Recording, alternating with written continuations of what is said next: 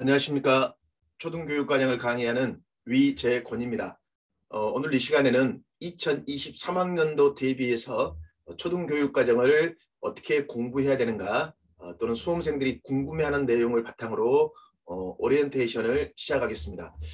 먼저 화면 보시면 초등임용의 출제 범위가 어디인가. 자, 이것은 임용시험의 공고에 제시가 되어 있습니다. 공고문에.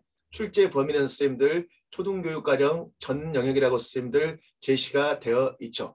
그리고 배점은 80점으로서 문제 스타일은 기평과 서술형이 있습니다. 그래서 가로에 들어갈 용어를 써라. 그리고 간단하게 서술해라 라고 되어 있습니다.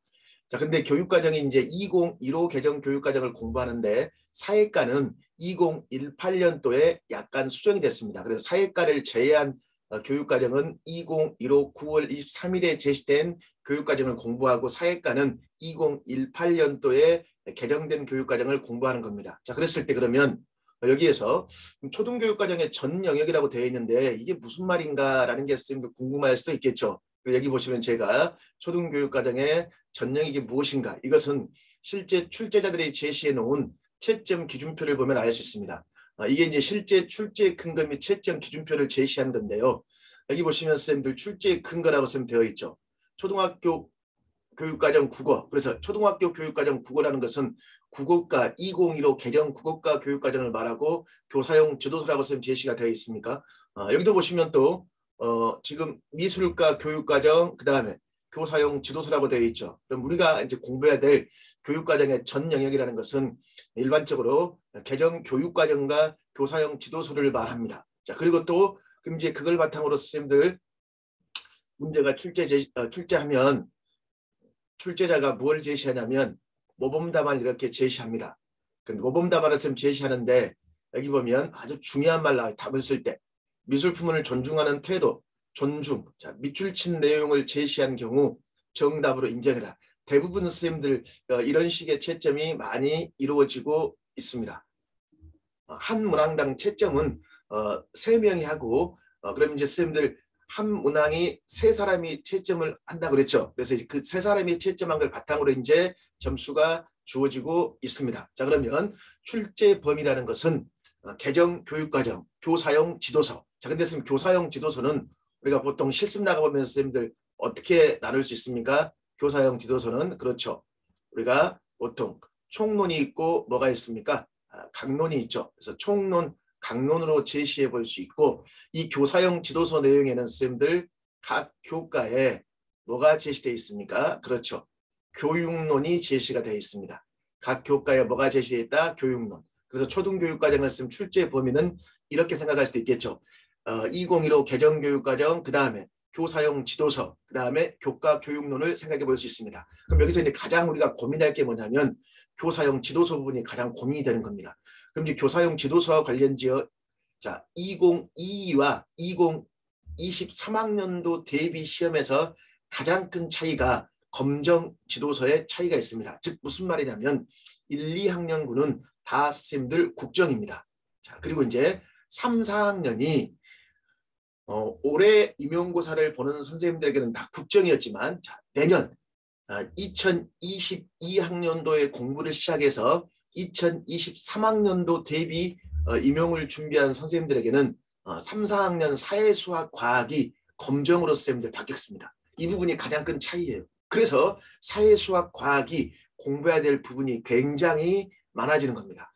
5, 6학년군은 자 2022, 2023 동일한 것으로서 국어, 도덕, 사회, 수학, 과학은 국정이지만 실과, 체육, 예술, 음악, 미술, 영어는 검정이 되는 겁니다. 그래서 이 부분이 선생님들 가장 큰 차이가 보인다고 제가 제시했죠. 그렇기 때문에 3, 4학년은 수학, 사회, 과학이 국정에서 무엇? 검정으로 바뀌었다.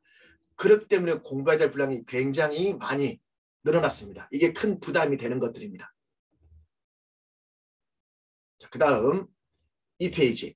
그랬을 때 궁금한 게 그러면 사회, 수학, 과학이 3, 4학년이 검정인데 어떤 출판사가 있나요? 라고 있습니까? 없습니까? 여기 제시되어 있죠. 어떤 출판사. 그럼 좀 사회 보십시오. 사회, 수학, 과학. 이게 3, 4학년입니다. 3, 4학년만 봐도 이렇게 출판사가 선생님들 많이 되어 있습니다. 이 부분이 공부할 때 가장 큰 이제 우리가 딜레마에 빠지는 거예요. 그래서 검정 지도서를 모두 다 봐야 하나요? 라고 되어 있습니까? 이 부분이 수험생들이 가장 크게 고민하고 부담스러운 부분입니다. 이것은 저한테 맡기십시오. 이건 선생님들 제 수업을 들었던 선생님들이 강의 평에서 제시해 준 내용을 제가 인용한 겁니다. 윗쌤 강의는 따로 지도서를 보거나 단고나를 만들 필요가 없다고 했죠. 자, 선생님 그 왜 그러냐면 이 부분은 제가 할 일입니다. 제가 여기에 제시된 출판사의 내용을 다 정리합니다. 정리한다는 것은. 그래서 여기 보시면 검정 지도서가 나오기 때문에 엄청나게 양이 늘어난단 말이에요. 이 부분은 제가 정리합니다. 제가 검정 지도서를 다 분석해 놓고 강론 뽀개기에 목차, 소재가 적혀 있어서 일일이 보지 않아도 된다고 그랬죠. 제 책 이름이 강론 뽀개기입니다. 그럼 강론 뽀개기에는 원문을 중심으로 제가 쭉 정리를 해요. 그럼 이제 나중에 이걸 선생님들 단권을 해야 되는데 이걸 제가 한 권으로 제가 단권을 합니다. 즉 한초보라는 것은 자 개정교육과정이나 지도도 총론, 교과교육론 파트를 중심으로 한 권으로 초등교육과정 뽀개기를 말하고 한각보는 한 권으로 강론 뽀개기를 말합니다. 그래서 단권화 관련지 한초보 한각보 교재를 바탕으로 제가 이제 7, 8, 9, 10월에 계속 반복 심화하는 겁니다. 자 이게 여기 보면 4에서 6쪽을 보면 된다고 그랬죠. 직접 선생님 그걸 보면서 같이 알아봅시다. 자, 여기 제가 미술관을 제시했죠. 지도서 강론 뽀개기 교재입니다. 그럼 제가 학습 목차를 만들어요. 이건 제가 만든 겁니다. 자, 학습 목차는 검정 지도서의 출판사를 다 조합해가지고 여기 보면 인물화 관련지어 관찰 표현, 인물화의 대상에 따른 분류, 자세에 따른 분류, 표현 부위, 표현 요소, 동서양의 인물화 어떻게 표현하는가 목차를 쭉 정합니다. 또는 또 풍경화, 정물화 이런 식으로 선생님들 제 나름대로 순서를 딱 정리해주고 이제 그 다음 페이지에 선생님들 뭐가 제시되냐면 이거에 대한 실제 강론 내용을 제가 쭉 제시했죠. 그래서 인물화와 관련지어서 여기 지금 인물화가 있잖아요. 관찰, 초상화 그래서 여러 가지 내용이 지금 쭉 정리가 되겠죠. 그럼 이제 이 많은 내용을 나중에는 선생님들 핵심적인 포인트를 가지고 단권화가 필요합니다. 그래서 제가 어떻게 하냐면 방금 전에 인물화에 대해서 봤잖아요. 한각보. 그럼 이제 인물화. 이 인물화라는 것은 초등교육과정 미술과의 내용체계표에서 지각이라는 것 관련되고 내용 요소 자신과 대상이랑 관련되는구나. 자, 이런 것들은 강론과 총론에서 플러스하는 것들입니다. 지금 그냥 듣기만 하십시오. 그리고선 방금 봤던 내용들을 이런 식으로 핵심적인 내용으로 정리가 되어 있습니다. 자, 그러면 선생님들이 별도로 단권화하지 말고 이 단권화 교재에다 선생님들이 추가하고 반복 심화하시도록 교재를 선생님들 재구성했기 때문에 가장 크게 제가 자신 있습니다. 지도서 강론 내용 부담을 저한테 다 주십시오. 그럼 제가 이건 책임지고 하겠습니다. 그래서 강론 내용은 이런 식으로 선생님들 공부를 하시면 됩니다. 그래서 강론을 이렇게 정리하는 것들이고 그 다음에 또 기출문제가 선생님들 중요한가로 되어 있죠. 임용고사의 선생님들 기출이 가장 중요합니다. 기출은 반드시 다시 반복 출제가 되고 있습니다. 여기 보십시오. 선생님. 그럼 기출문제는 도대체 어떻게 봐야 될까 고민해 봐야 되겠죠. 그럼 기출문제는 제가 학원 강의를 96년도부터 지금까지 학원 강의를 선생님들 하고 있습니다. 그럼 이제 수많은 기출문제를 다 분석하겠죠. 그럼 저는 어떻게 하냐면요. 실제 임용고사 2001부터 2022년도까지의 약 20년에 가까운 기출문제를 다 분석합니다. 왜 그러냐면요. 과거에 2001년도부터 2007년도까지의 기출문제가 기평 서술형이었습니다. 그럼 이 문제가 최근의 스타일과 가장 많이 유사합니다. 그러면 이제 초반대 문제가 최근의 문제가 유사하기 때문에 같이 연관성을 선생님들 따져줘야 돼요. 그래서 그때의 문제들을 또 같이 연결해주고 그리고 기출은 출제가 되고 있는 것들이 앞으로 어떻게 출제가 될 것인가 어떻게 이 문제가 진화해 있는가 그런 것들을 제가 분석해서 선생님들에게 다 연결해주고 해설을 최대한 선생님들 자세히 해서 해설로도 공부가 될 수 있도록 하겠습니다. 그리고 또 하나 선생님들 초등 임용고사 기출뿐만 아니라 중등 지출까지 있으면 같이 봐야 됩니다. 왜 그러냐면 중등 4대 교수님들이 초등 임용도 출제하고 초등 교대 교수님들이 중등 임용을 출제하기 때문에 같이 병행합니다. 그래서 굉장히 많은 양의 기출문제를 같이 연결해서 볼 겁니다. 그리고 또 이제 여기 선생님 보십시오. 기출을 풀 때 답만 보는 게 아니라 기출과 기출의 연계성을 알고 앞으로 이게 어떤 문제로 출제될 것인가 거기에 대해서 선생님들과 고민해 보는 거 있죠. 굉장히 선생님들 중요합니다. 자, 이것도 제가 7페이지부터 10페이지에 선생님들 제시했습니다.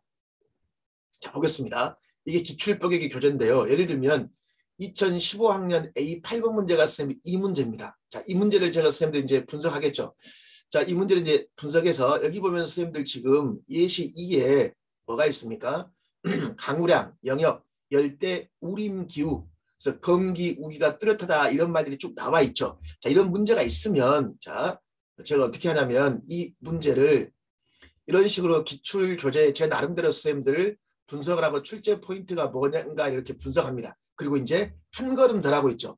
그러면 앞으로의 문제에서는 어떤 부분과 서로 연관될 것인가 라는 것들을 제가 분석해서 한 걸음 더 하는 걸 제시합니다. 또 선생님 보시면 방금 열대 우림 교에 대한 해설이 있습니까 없습니까? 해설을 최대한 자세히 달았죠. 그럼 이 해설 보면서 보십시오. 올해도 이 부분이 임용고사에 나왔습니다. 대체로 위도에 따라 열대, 온대, 냉대, 한대의 기후가 나타낸다. 있어요 없어요? 이 부분이 선생님들 올해 임용고사의 캐펜과 관련지어 출제가 되었죠. 그러니까 기출문제를 보고 기출 해설만 가지고도 선생님들 이론과 강론과 기출이 서로 반복 심화될 수 있도록 선생님들 구성했기 때문에 굉장히 선생님 기출이 중요합니다.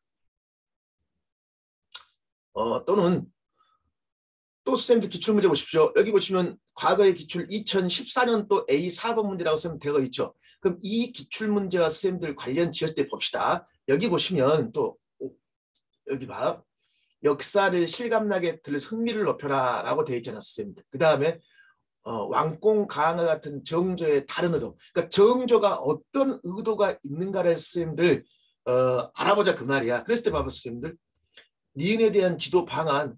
그럼 여기 보십시오 선생님들. 그러면 추체험학습을 통해 정조의 입장이 되어본다. 그러니까 우리가 누가 돼야 돼? 정조의 입장이 되어본다. 그 말이겠죠. 이 부분이 또 올해 임용고사에 출제가 되었습니다. 자, 그러면 또 제가 기출보기기 해설로 정리한 당구나 방금 전에 봤던 이 문제에 대한 해설을 제시했죠. 그럼 여기 쌤 쭉 출제 포인트 있습니까 없습니까? 제시되어 있습니까? 그럼 이제 올해 임용고사에서는 쌤들 근대 사회 움직임, 근대 개혁과 관련된 쌤들 출제가 되었고 올해 임용고사에 뭐 나왔습니까? 이거 나왔잖아요, 쌤들. 감정, 이입적 이해라고 있어요, 없어요? 있죠. 그럼 제가 이렇게 했잖아. 한 걸음 더. 추체험 학습이 나왔으니까 앞으로는 역사적 사고력과 관련된 문제가 중요하겠구나. 그래서 감정, 이입적 사고. 지금 교재에 그대로 있는 내용을 제가 인용해 준 것들입니다.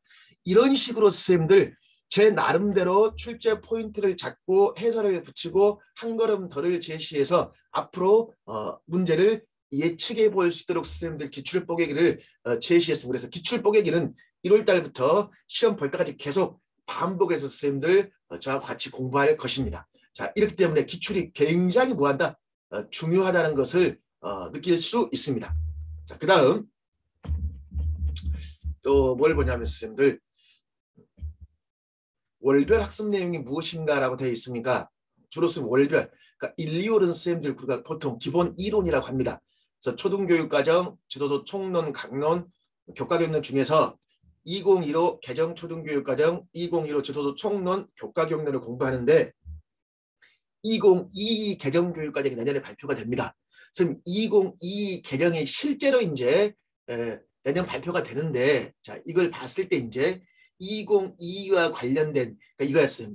2022 개정 교육과정에서 강조하고 있는 내용들이 무엇과 연관지어서 2015와 관련지어서 선생님들 출제가 잘 되기 때문에 2022 개정 교육과정 내용도 같이 살펴볼 수 있어야 됩니다. 이건 제가 수업 시간 다시 정리해 드리겠습니다. 간단한 실례로 올해 임용고사에 논술에 국가, 지역, 학교 수준, 교사 수준 교육과정 관련 내용을 물었거든요. 이게 2022 개정에서 굉장히 강조한 것들입니다. 그래서 제가 2015, 2021을 비교해서 앞으로의 문제에 어떤 것들이 출제될 것인가 고민하면서 같이 연기하겠습니다.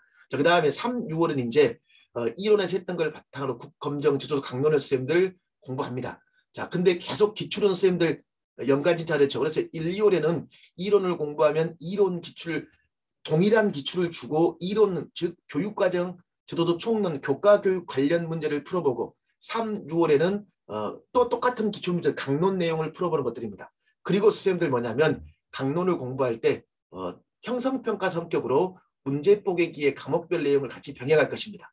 자, 그리고 7, 9월에는 이론 강론 강고나가 필요하겠죠. 좀 전에 선생님들 제가 강고나 교재 예를 들었죠. 자, 그 다음에 10월에 보면 이제 파이널 모의고사를 교직논술 A, B 총 4회를 실시합니다. 실전과 연관이요. 근데 쌤 제가 이제 뭔 차이가 있냐면 저는 10월에 4회만 하는 게 아니라 어떻게 하냐면요. 7, 9월 달부터 모의고사 보기를 총 10회를 합니다. A, B만. 그러니까 여기서는 교육과정 A, B만 하고 10월에는 교직논술과 연관지어 실전과 동일하게 합니다. 왜 선생님들이 모의고사를 빨리 시작하냐면요.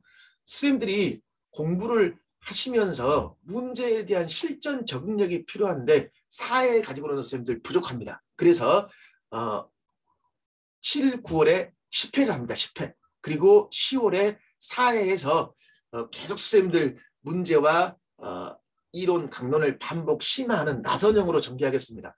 어떤 선생님들은 나는 강론을 완벽히 한 다음에 문제를 풀어야 된다. 자, 완벽히 하는 게 선생님 힘들어요. 문제를 풀면서 강론을 선생님들 병행하는 게 선생님들 중요합니다.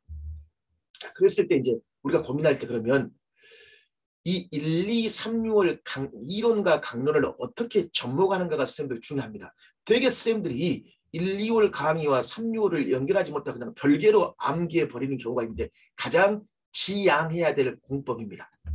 자, 그러면 뭘 볼 수 있냐면 여기서는 되어 있죠. 기본 이론과 강론은 어떤 연관성이 있나요? 라고 있습니까? 결국은 기본 이론에서 2015 개정교육과정의 선생님들 이게 사실은 부모야 부모. 그러면 강론은 뭐가 될까? 그 부모 밑에 파생된 자식입니다. 자식. 그래서 이 교육과정과 강론의 선생님들 연결해서 봐야 되는데 대부분 선생님들 이걸 단절시켜서 공부합니다. 여기도 보십시오. 그러면 실제 선생님들이 말씀드린 게 제 강점에서 기본 이론 강론 사이의 연계성을 바탕으로 한 이해이주라고 그랬잖아요. 그래서 대부분 선생님들이 공부를 할 때 어떤 식으로 많이 했냐면 이겁니다. 이 선생님도 이제 재수한 선생님인데요. 올해 이제 임용을 보시고 고득점으로 지금 점수를 받으셨는데 뭐라고 하셨냐면 단순 암기를 요하지 않고 대부분 초수 때는요. 무작정 암기를 늘리고 두 문자 청킹을 따서 외웠단 말이었어요. 그러니까 처음부터 외워서 공부하면 이해를 하지 않고 외워서 공부하면 복습할 때 계속 뭐 할까? 이해가 바탕이 되지 않는다. 암기 유지에 치중해 버립니다. 그러니까 선생님 문제에서 적용이 잘 안 돼요. 그래서 이 부분을 교육과정과 강론을 어떻게 연결시킬 것인가 이게 굉장히 선생님들 중요한 겁니다. 이걸 제가 설명해 드릴게요. 11쪽부터 14쪽의 선생님들 내용이 제시가 되어 있습니다.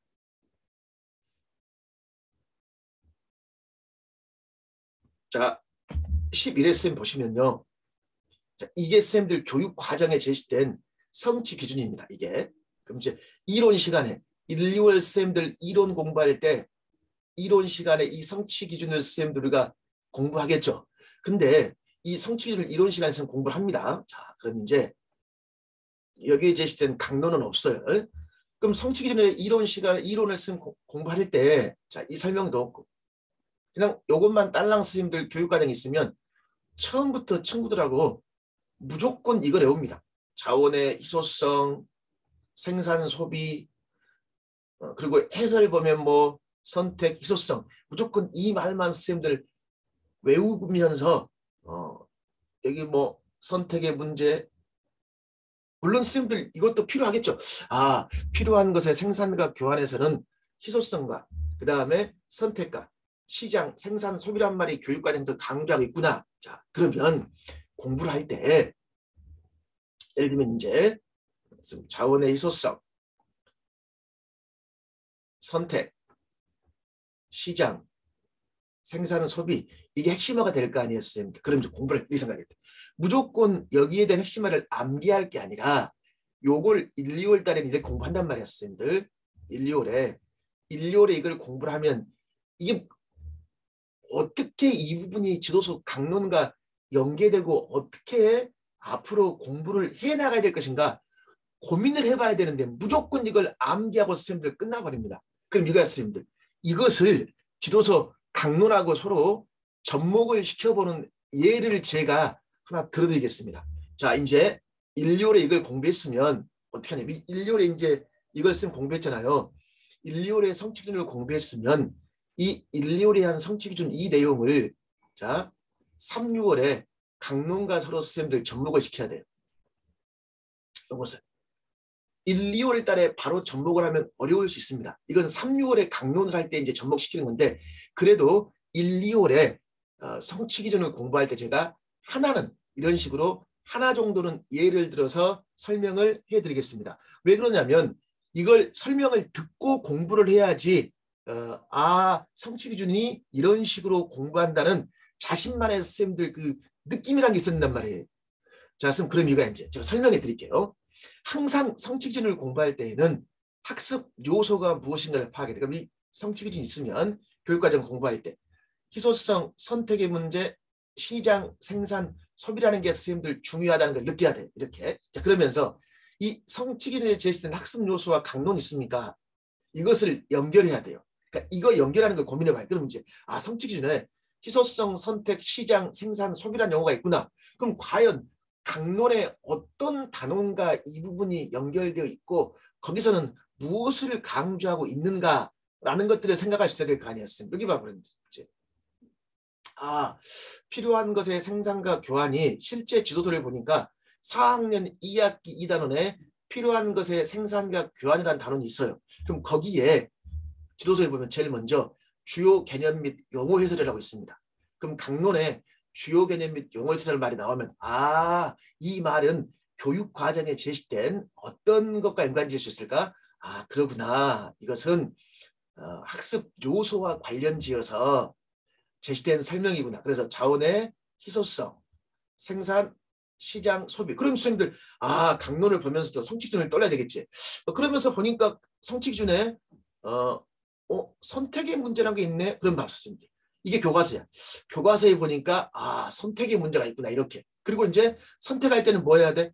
현명한 선택이 필요하구나 라고 있어요 없어요? 있죠. 이런 식으로 교과서가 있단 말이었어요. 그럼 이제 이게 제가 교육과정 이게 부모라면 이게 자식이라고 그랬죠. 왜 그러냐면 이제 여기에 제시된 이 부분이 선생님들 검정 지도서이기 때문에 출판사마다 달라요. 다르기 때문에 선생님 중요한 것은 성취 기준을 중심으로 이걸 연결시키는 게 선생님 중요합니다. 왜? 이 부분을 모티브로 예시문만 다르기 뿐이기 때문에 성취 기준과 강론이 어떻게 접목되는가가 굉장히 선생님들 중요하다 선생님 그 말이에요. 선생님 그리고 예를 들면 이거야. 선택이라는 것은 선생님 다른 말로 하면 뭐야? 의사결정이죠. 어떻게 합리적으로 의사결정하신가? 그럼 이제 또 봐봐. 교과서에. 교과서에 보면 여기서 보면 현명한 선택이라고 해요. 현명한 선택. 그럼 도대체 현명한 선택이란 게 뭐냐? 선택이라는 건 선생님 결국은 뭘 의미하죠? 선택. 의사결정이야. 그럼 이 부분이 의사결정 학습과 연관되는구나 라는 것을 공부하는 거예요. 그럼 이제 보십시오. 선생님. 교육과정은 항상 이렇게 출제가 됩니다. 이런 교과서의 지문과 의사결정 학습이라는 걸 보기에 주고 교육과정에 자원의 희소성이라는 말이 있습니까? 왜 선택의 문제가 발생하는가? 희소성이라는 걸 선생님들 교육과정 지문을 주고 쓰라고 할 수도 있고 또는 희소성의 의미가 무엇인가 이걸 물어볼 수도 있습니다. 그리고 또 생산이란 게 뭔가? 생산의 개념이 있습니까? 이 생산의 개념이 뭔가? 이런 것들을 선생님들 잘 물어보는 것들이에요. 자, 그래서 지금 제가 설명하고 있는 게 가장 선생님들 교육과정에서 중요한 부분입니다. 자, 이렇게 합시다. 이론 뽀개기에서 공부하는 성취 기준을 3, 6월에서 공부하는 지도서 강론과 서로 뭐해라? 접목시켜서 공부하는 게 가장 큰 핵심이다. 왜? 강론이 검정으로 바뀌었기 때문에. 자, 근데 선생님들이 이론 따로 공부하고 강론을 선생님들 별개로 오해해버립니다. 그게 아닙니다. 반드시 이렇게 적용해보는 연습이 필요합니다. 그렇기 때문에 선생님들 조금 처음에는 그냥 이거 따로 하면 되지. 그럼 편할 텐데 그러면 시험에서 절대 점수를 받을 수가 없습니다. 항상 이론과 강론이 결합돼야 됩니다. 이 부분에 가장 큰 제가 자신 있습니다. 이렇게 연결하는 것들 반드시 선생님들 명심하십시오. 자, 그리고 또 하나 뭐가 있냐면 이 강론을 이제 공부를 하겠죠. 그래서 이런 강론을 이제 3륜에 공부를 합니다. 강론을 공부하면 이론만 공부하면 선생님들 머릿속에 남는 게 없거든요. 그래서 이 부분 관련 기출도 풀지만 형성평가의 개념으로 어떻게 저는 공부하냐면, 자, 이 부분 공부했으면 이 부분에 관련 지어서 문제 뽀개기 문제를 활용해서 바로 형성평가가 들어갑니다. 즉, 자, 여기 보면 일단은 강론 뽀개기라고 되어 있죠. 방금 전에 필요한 것의 생산과 교환이 있으니까 이것과 관련된 실제 이제 지도서 강론 선생님들 교재입니다. 교재. 그럼 이제 주요 개념 및 용어 해설, 이게 내용체계표 학습 요소라고 그랬잖아요. 요거 관련된 걸 쭉 정리했고 이게 이제 되어 있죠. 다시 한번 보기 한 거예요. 내용을 중요한 내용이니까 쭉. 그리고 교재는 다 선생님들 오색 칼라로 선생님 되어 있습니다. 자, 그리고 이제 요거 관련 지어서 이것들을 공부한 다음에 이제 실제 경제활동가 선택 이렇게 초등학교 교과서 내용을 이렇게 공부하겠죠. 이런 식으로 선생님들 교과서 내용을 저하고 같이 쭉 공부합니다. 공부한 다음에 이제 뭘 하냐면 실제 이제 여기 보십시오. 선생님들 문제 뽀개기를 가지고 있으면 바로 형성평가를 해줘야 돼요. 그럼 이제 꽁꽁 개념 문제 있습니까? 방금 전에 공부해야 될 내용들을 쭉 제가 단원별로 정리해가지고 이렇게 쭉 정리해서 개념 문제로 제시해서 이렇게 답이 제시가 되어 있습니다. 이런 식으로 3, 6월부터 같이 선생님들 형성평가 문제와 강론 내용을 병행하는 게 굉장히 선생님들 중요합니다. 자, 그 다음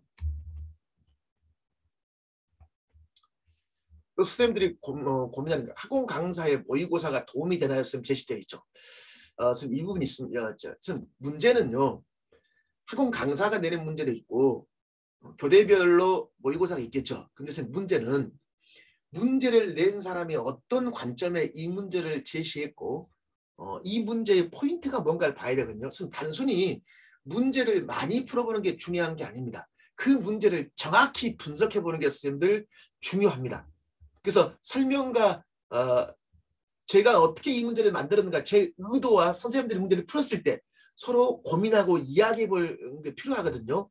저 같은 경우는 문제를 어떻게 구성하냐면 기출문제, 그 다음에 교육부에 제시된 평가 기준, 그 다음에 각 교대별 모의고사, 그 다음에 교육부에 나온 각 교과별 교수학습 자료 등을 종합해서 제가 선생님들 모의고사를 만듭니다. 여기에 중등 기출을 플러스 합니다. 그리고 제가 문제 풀 때 분명히 얘기합니다. 이것은 평가 기준 내용이고 이것은 교수학 자료에서 내용을 했고 이것은 중등 기출의 어떤 부분을 인용한 것들입니다. 라는 걸 선생님들 설명하고 해설을 해드립니다. 그리고 그걸 바탕으로 선생님들 문제를 이제 푸는데 저 같은 경우는 모의고사를 7부터 11월까지 총 선생님들 14회를 합니다. 14회. 그러니까 단고나 10회라는 건 무슨 말이냐면 이론, 강론, 단고나 하면서 모의고사 10회를 실시하고 10월에 실전 모의고사, 조직 논술, 그 다음에 교육과정 A, B 총 14회를 통해서 문제를 구성해서 시험 보고 해설합니다. 그리고 이제 이걸 제가 자랑을 한다면 문제 뽀개기를 포함해 총 30문항 정도가 올해 임용고사 출제가 선생님들 되었습니다. 이것도 선생님 제가 직접 보여드리겠습니다. 이 몇 페이지 나오냐면 15, 16페이지에 제시되어 있습니다.